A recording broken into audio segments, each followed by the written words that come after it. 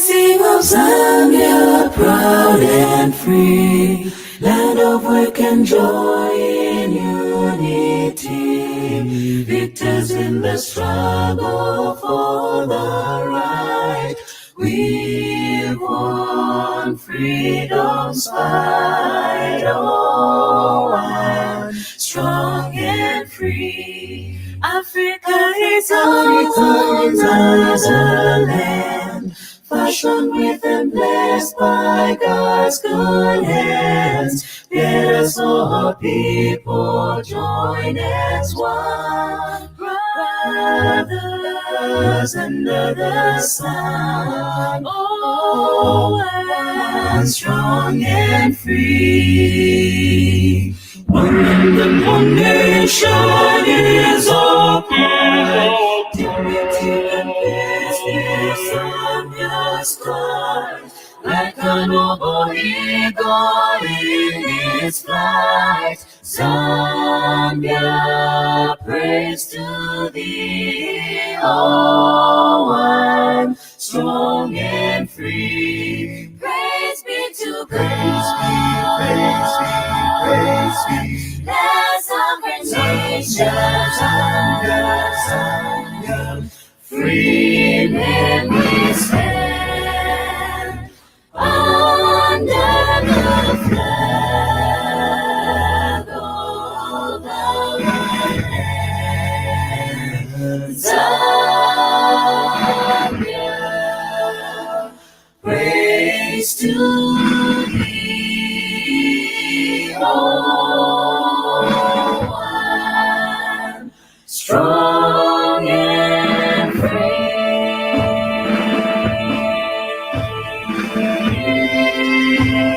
Stand and sing of Zambia, proud and free.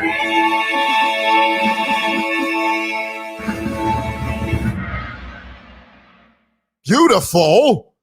Guys, did you hear that? Tell me in the comments below if you could hear that singing. Because sometimes I can't tell, you know. Tell me in the comments below if you could hear that. For some reason, I know you can sing well, and that's a fact. Somebody says. Did you guys hear that? Could you hear that singing? Did you hear that rendition of the national anthem? Every time I hear that, I feel goosebumps running up and down my spine. All right, let me do a few shout outs to you guys. We've got, what is this? The Don Perry watching us from Habaron. Thank you so much for joining us. Adonis. Now, tell me if I'm wrong, but I think this is a Greek name. I could be wrong. Tell me in the comments below, but I think Adonis is a Greek name. I love a cappello. Come, I know them. I think you meant to say, how come? Oh, yeah, well, I guess you meant, come, I know them. Simon Zulu, wonderful singing. Wasn't that wonderful singing, though? Or I'll tell you what, put a pep in my step.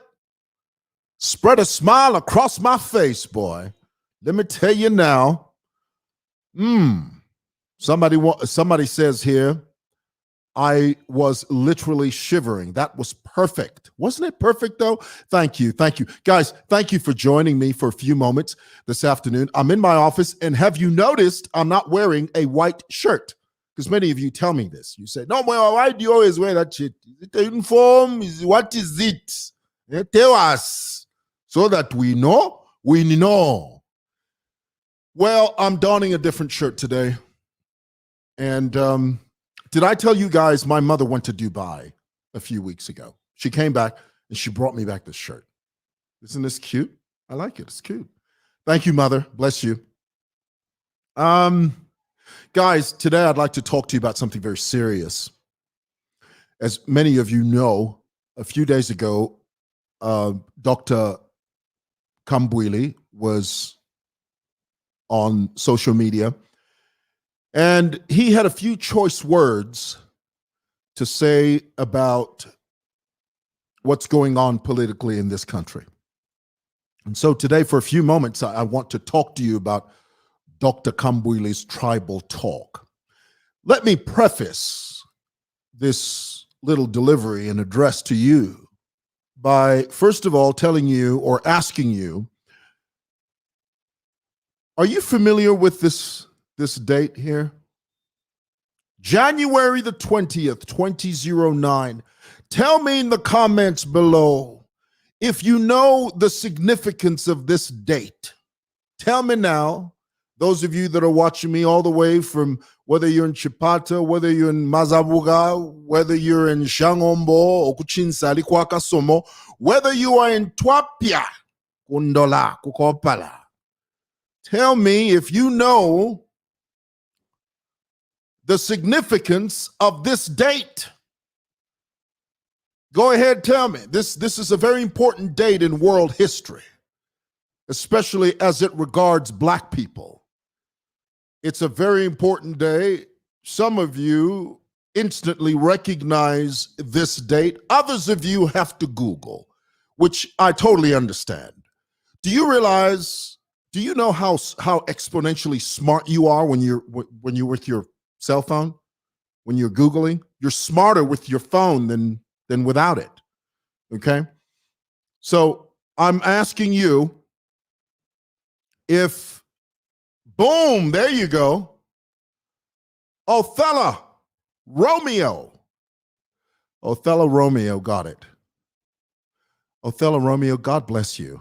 God bless you, because you have given the correct answer. Guys, that date is a very important date in world history because none other than Barack Hussein Obama was sworn in as the first African-American president to ever grace the White House, ever. Now, don't be mistaken. In the past, there have been a multitudinous tens of hundreds of Black people in America that ran for president unsuccessfully. But here it is, you have this young guy who was half African and half Caucasian white. Here it is, he became the president of one of the most powerful countries on the face of the earth. And he came in the name of Barack Hussein Obama. His father was a Kenyan or Kenyan. His mother was a young girl from Hawaii. And out of that union came this young man who America calls Black, but if Barack Obama came here, he wouldn't be Black, he would be a colored man, would call them colors. Because, you know, in America, they have the one-drop rule. Do you know what the one-drop rule is? The one-drop rule is, as long as you have one drop of Black blood in you, you are classified and you are identified as Black in that community. So, in America, in 2009, January the 20th, the world witnessed a phenomenon. The American people swore Barack Obama in as president of the United States. There have been other Black people before him that tried, couldn't make it. Jesse Jackson, Frederick Douglass in 1448, he tried. You know, it didn't work. Was it 1448? Correct me if I'm wrong. I know it's something 48. And many people, believe it or not, even Kanye West. Kanye West came up with a party called the Birthday Party. And he tried to run for president of the United States. Larry Holmes tried. So many African Americans tried. But none made it to the presidency. But this young man, Barack Obama, did. Now, here's my point. If America, with all of its vaunted racism, with all of its tainted past in as far as race relations is concerned, if America can vote for a Black man, what makes you think you can't vote for your fellow black man, even if he's from a different tribe? I want that question to sink in for a moment, because I think some of you get ahead of yourselves.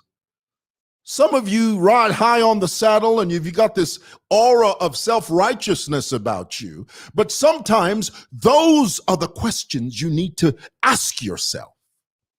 Those are the pertinent questions you need to grapple with as Black Africans. If abasungu kudya kufialo babi kapo muntu, whom they classify as black, if they can vote for a black man as president, what makes you think you can't vote for your fellow black man, even if he's from a different tribe? Ask yourself that question. I think it's the most ridiculous, the most foolish, the most asinine, the most putrid way of thinking I've ever heard of in my life, where you think, oh, you can't vote for that tribe. Oh, but who the HE double hockey sticks are you to classify someone else as less than just because they're from a different tribe? Let me tell you, this morning it was late morning. I had lunch. I'm planning to go to Rwanda very soon.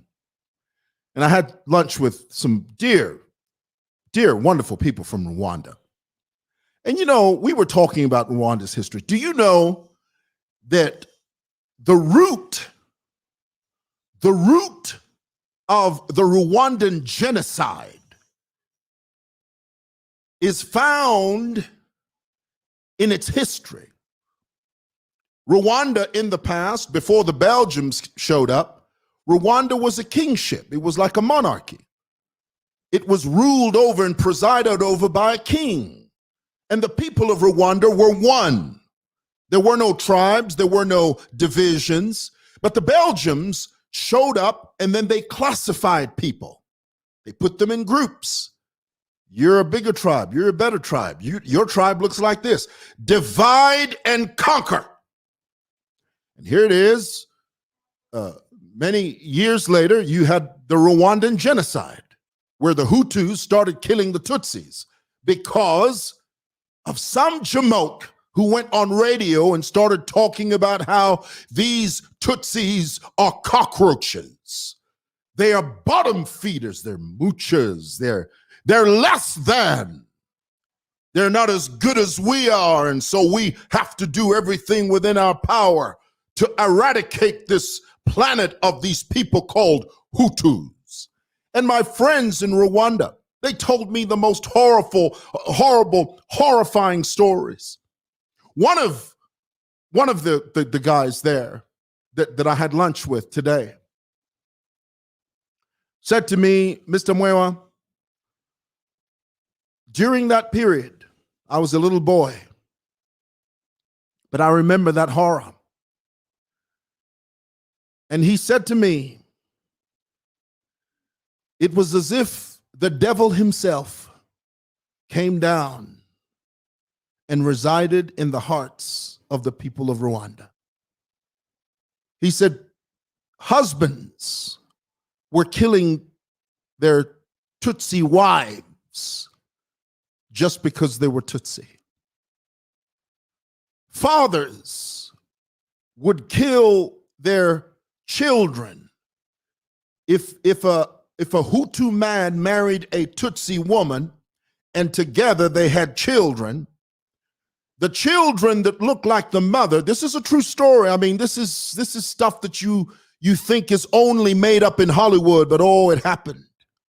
It happened as sure as I'm sitting here, my brothers and sisters, it happened. He said, a Hutu father married to a Tutsi woman, and the both of them had children.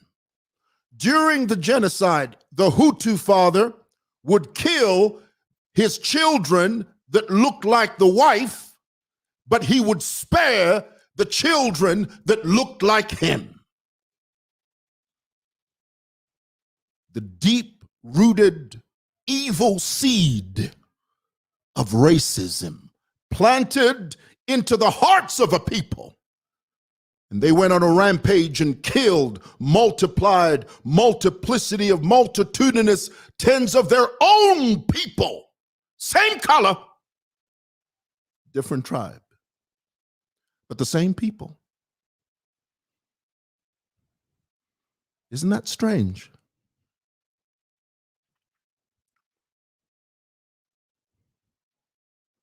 Isn't that strange?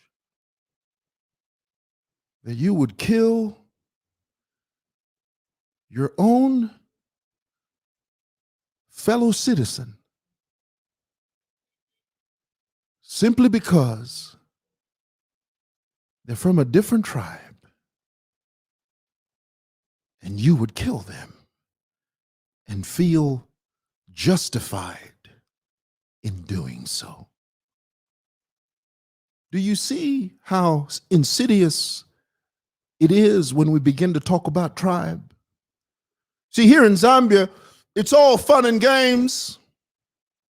It's all fun and games for you to get up on a platform and start talking about, oh, those people, that tribe. But oh, you wait until the mess hits the fan. You wait until the wheels begin to fall off the wagon. And the whole nation is thrown into a whirlpool of tribal conflict. Then you will look back in retrospect and think to yourself, what were we thinking? We are all Black people. We are all Zambians. What has brought us to this point where we begin to say, you are a certain tribe and you are no good because of your tribe? The most ridiculous, the most foolish sentiment I've ever heard on this side of the hemisphere.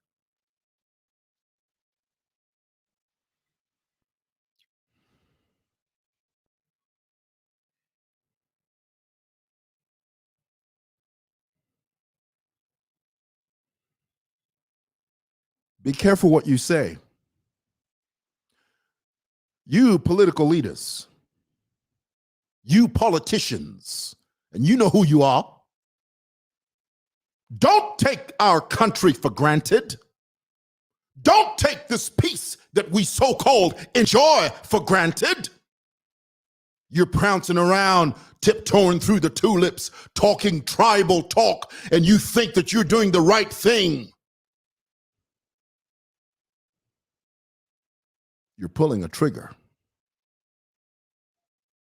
You're messing with a hornet's nest. You're biting off more than you can chew. When a tribal war erupts,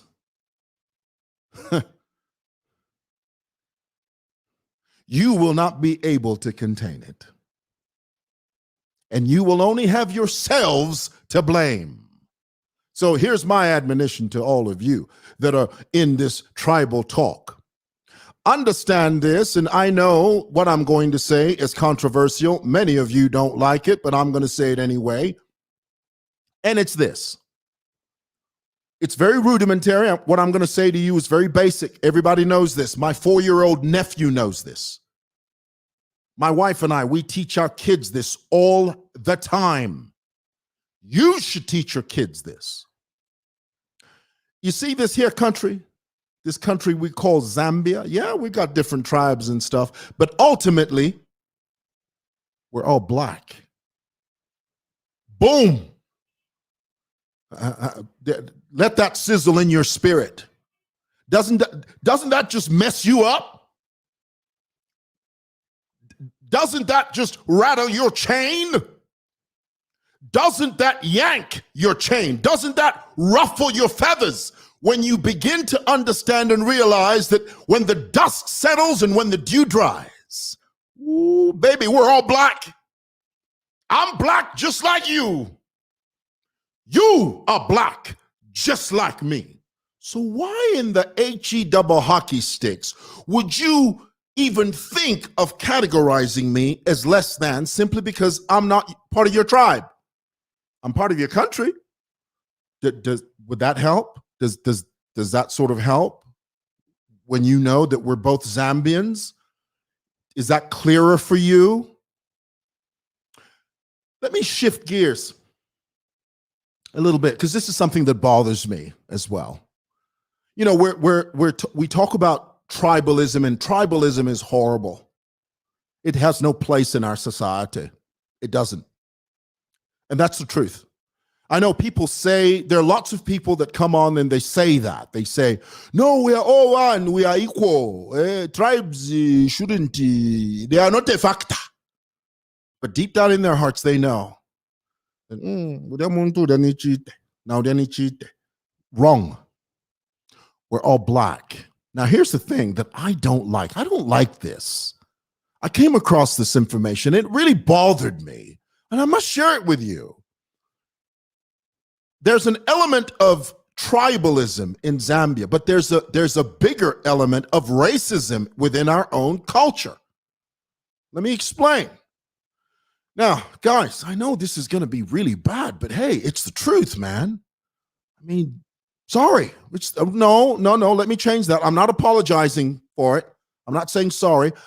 What I meant to say is, you know, whether you like it or not, this is the truth. I'm gonna give you, listen, I'm gonna drop some bombs. I'm gonna drop some bombs here right now. Actually, just one bomb, okay? Aside from tribalism, where you got this black on black thing where some people say, no, that one is this one is selfish. What does selfish mean?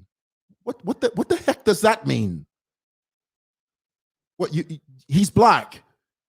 They're black. I'm black. The people behind me are black. We're all black Zambians, for goodness sake. Don't let tribe divide us. But here's the bomb I was going to drop on you. Aside from tribalism, we have a systemic racism problem in this country. Do you realize that there are people right now, there's some people within the Asian community, and this is bothering me, and I have to share this with you. Not all, some.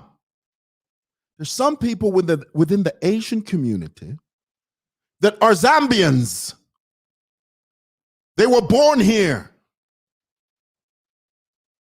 But they would never let their sons marry a black Zambian woman. Why? What the hell is that about? Where the hell did that come from? It's true.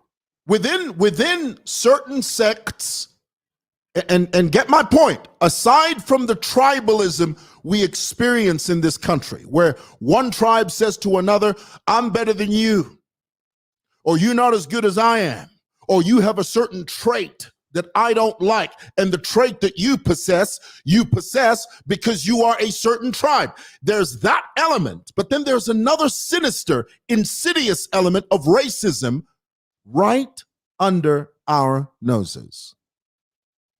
There are Asian communities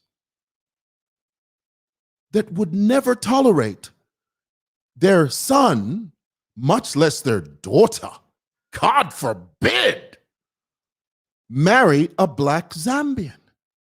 And basically, the attitude of these people in certain sects is, well, you can fool around with those black girls, but don't you ever bring a black girl here. Don't you ever bring those nappy-headed Negro girls over here. But you're Zambian. Why would you be so segregative? So we're not just dealing with tribalism in this country. We're dealing with racism.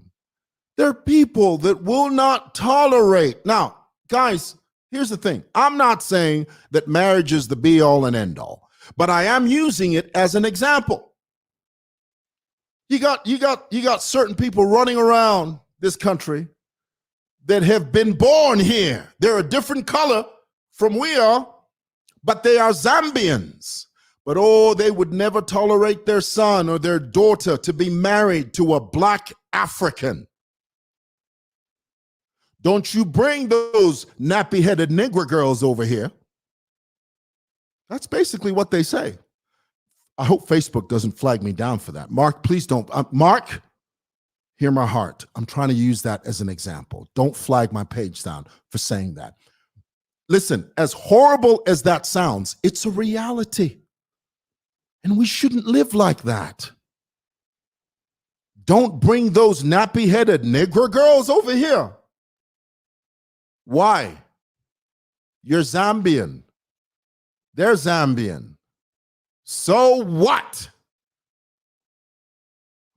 Guys, come on. So here's my advice to all of you out there. Maka, especially you politicians. You better leave this tribal talk out of your campaigning. Leave that stuff alone, man. Don't mess with that. You don't want a tribal war. Trust me, you don't. Just preach love. Yeah, you've got, we've got different political persuasions. Preach that. Talk about your manifesto. Tell people what you're going to do for them. Tell people what they want to hear. Tickle their ears. Do whatever you want. Sing and dance. Jump through a hoop for all I care. But whatever you do, when the dust settles and when the dew dries, honey, leave that tribal talk alone. You can't fight the funk. You know that phrase? Don't fight the funk. You can't fight the funk. When a tribal war breaks out, our friends over there in Rwanda are still grappling with the effects of the Rwandan genocide. More than 20 years later, they're still grappling with that. Never take this peace for granted. And this is something we hear all the time. And I find that sometimes our leaders, they say that just for the sake of saying it. No, we must preach peace. We must love each other because after all, we are all the same. And then they go on the campaign trail and they start talking tribal talk. Guys, there's no such thing as a selfish tribe. It doesn't exist. It only exists in your mind. By nature, let me tell you who's selfish though. This is going to mess you up. I need you to sit down for a moment. I'm going to tell you who's selfish. Are you ready? Oh, I'm fixing to make you all upset and mad now. I'm going to tell you who's selfish. Are you ready? Go ahead, tell me in the comments below because I'm finna break it down for you. I'm fixing to just lay it on the line for you. I'm going to tell you who's selfish. People are selfish. Did you hear that? Did you catch that? Ooh, let me let that sink in for a moment because I think some of you need to absorb that. Give me a moment.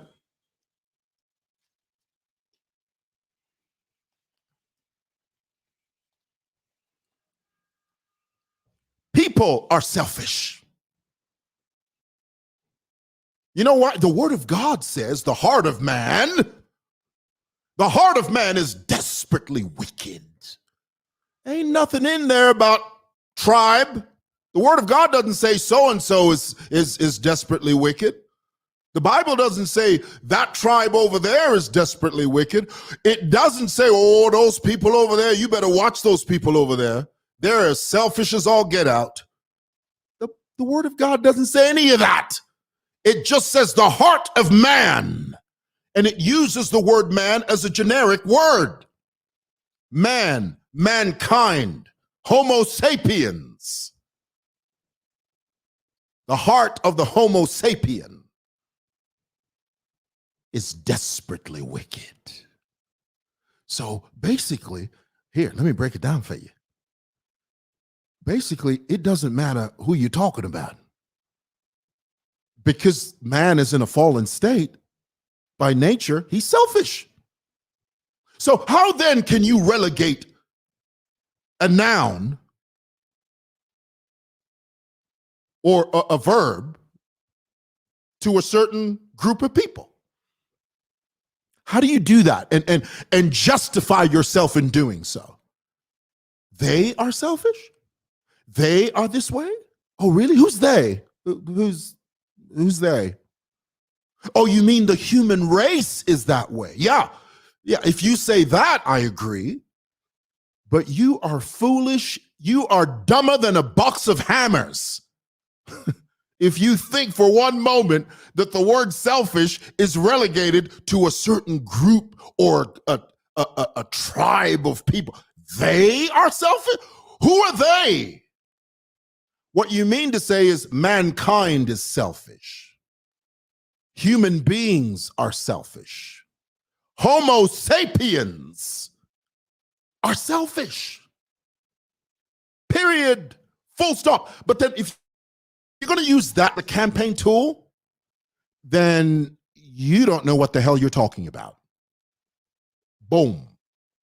There, I said it. All right.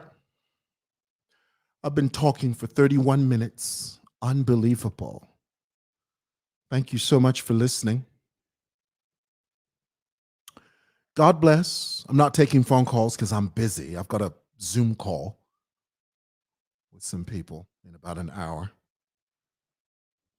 Thanks for listening. God bless. Love each other. Love each other. Embrace each other. Walk up to a different tribesman and say, hey, I love you.